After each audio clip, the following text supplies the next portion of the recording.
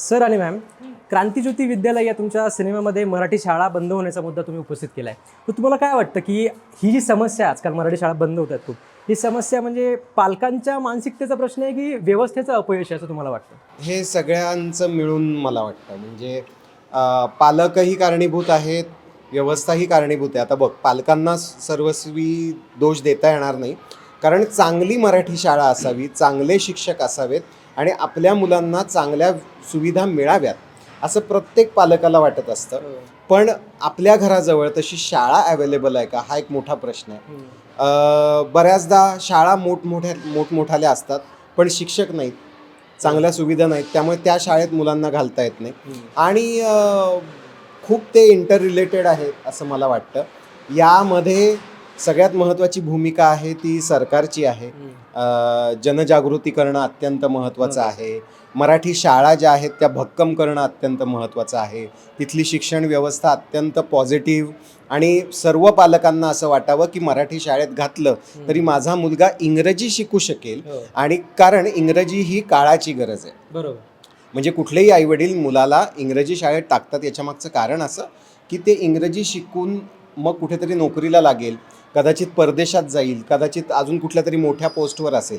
बरं, आजकाल आपण सगळेच कुठल्याही क्षेत्रात तुला कम्प्युटरचा वापर आहे, म्हणजे तुला इंग्रजीशी संबंध आहे. सो इंग्रजी भक्कम होणं हे महत्त्वाचं आहे. सो मला असं वाटतं की मराठी शाळांमध्ये चांगल्या पद्धतीने जर इंग्रजी शिकवलं गेलं आणि इंग्रजीचे प्राध्यापक किंवा शिक्षक हे चांगली यांची फळी तयार झाली तर मला नाही वाटत की गरज पडेल मराठी शाळा सोडून इतर माध्यमात जाण्याची. तुम्ही इंग्रजीचा मुद्दा काढला. मला असं वाटतं की आजकाल पालकांची कशी समज झालेला आहे की इंग्रजी म्हणजेच बेस्ट. सो ह्या मानसिकतेचा समाजावर दीर्घकाळावर कसा परिणाम होईल जर हेच सुरू राहिले तर? मला असं वाटतं ते बेस्ट पण आहे, कारण इंग्रजी ही गरज पण आहे. नाही, मला असंही वाटतं की पालकांना असं वाटतं इंग्रजी म्हणजे, आता मी स्वतः इंग्लिश मीडियममध्ये शिकलेली आहे. मी काही म्हणजे आता हा सिनेमा जेव्हा मी स्वतः हेमंतनी वाचला, हेमंत मराठी मीडियममध्ये शिकला आहे, तेव्हा मला खरंच असा प्रश्न पडला की हो, आपल्या आईवडिलांनी आपल्याला का घातलं इंग्लिश मीडियममध्ये, कारण ते दोघंही मराठी माध्यमातले आहेत. तेव्हा मी जेव्हा घरी जाऊन आईला विचारलं की म्हटलं का टाकलं, तर ती म्हणाली की अगं, कारण इंग्रजी कोण शिकवणार तुला घरी, मराठीचं धडे तर आम्ही देऊ शकू. आता परिस्थिती थोडीशी अशी झाली आहे की शाळेतही तेवढं मराठी शिकवत नाहीत आणि घरातही आईवडील मराठीत बोलत नाहीत, किंवा त्यांची जी काही मातृभाषा आहे त्यात बोलत नाहीत सगळे. ऑप्शनला आहे मराठी. हां, असं नाही असू शकत. ऑप्शनला मराठी नाही असू शकत, कारण ती मातृभाषा आहे माझी, तर मला ऑप्शनला येऊन कशी चालेल. तर मला वाटतं की हा प्रॉब्लेम आहे. बेस्ट शाळा असते, माध्यम बेस्ट नसतं. म्हणजे मी इंग्लिश माध्यमात शिकून सुद्धा मी मराठी उत्तम बोलते, माझ्या आईवडिलांची कृपा आहे ती. काही लोक अगदी उत्तम इंग्रजी शाळेत शिकून सुद्धा ना इंग्रजी धड बोलतात, ना मराठी धड बोलतात, ना हिंदी धड बोलतात, ना त्यांची मातृभाषा त्यांना येते, म्हणजे जर ती वेगळी कुठली असेल तर आपण कुठल्याच भाषेवर प्रेम नाही करू शकत. तर माझं म्हणणं आहे की त्याची आवड लहानपणापासून लावता आली पाहिजे मुलांना. आणि जर इंग्लिश मिडियमची असून सुद्धा मी हे सांगते की जर मराठी माध्यमातल्या शाळांमध्ये हेमंत म्हणाला तसं ग्लोबल जी भाषा आहे सध्या इंग्लिश, ती जर चांगली शिकवली गेली तर कोणाला नाही आवडणार मातृभाषेत शिकायला, कारण ते सोपं नाही का जास्त. आणि तुला माहिती आहे का, या सिनेमाच्या निमित्ताने मी एक वेगळा प्रयोग करून बघितला.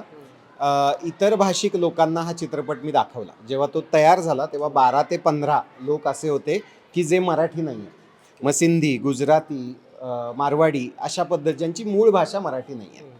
त्यांना दाखवल्यानंतर त्यांची रिॲक्शन ही होती की आम्ही सुद्धा घरी जाऊन मारवाडी बोलणार मुलाशी आणि मुलाला मारवाडी शिकवली पाहिजे. सो इट इज अबाउट मातृभाषा. म्हणजे ही परत तेच, मराठी मीडियम, इंग्लिश मीडियम, कुठलं वाईट कुठलं चांगलं नाही आहे. मराठी शाळा का टिकायला पाहिजे, तर मातृभाषा जगवायला, या महाराष्ट्राची मराठी जगवायला, म्हणून मराठी शाळा गरजेची आहे. कारण आता शाळेत मराठी शिकवलं जात नाही. काही वर्षांनी असं चित्र होऊ शकतं की मुलांना मराठी बोलताच येत नाही. पटकन एखादा शब्द दिला तर याचा मराठी शब्द कुठला, याचा पर्याय सुचत नाही.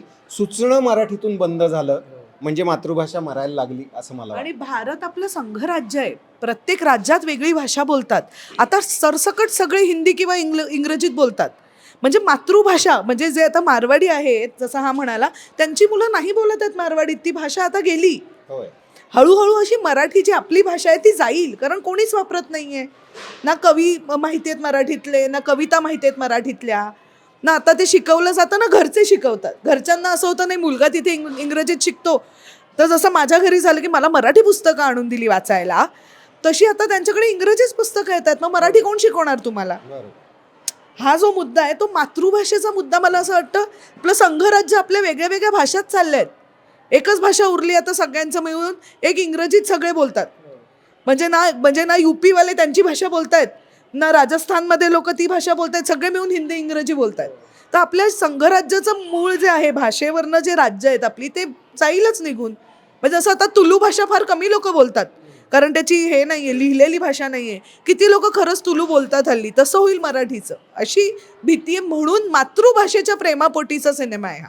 नाही, मग मराठी म्हणजे कमी दर्जा असा जो आजकालच्या पालकांचा समज झालेला आहे, तुम्हाला वाटतं का की आपला सिनेमा तो समज पूर्णपणे मोडून काढू शकतो? 100%. सिनेमाच नाही, हा पालकांनी सगळं थोडं थोडं आजूबाजूला मराठीत शिकलेली जी माणसं आहेत त्यांच्याबद्दल वाचलं तरी होईल.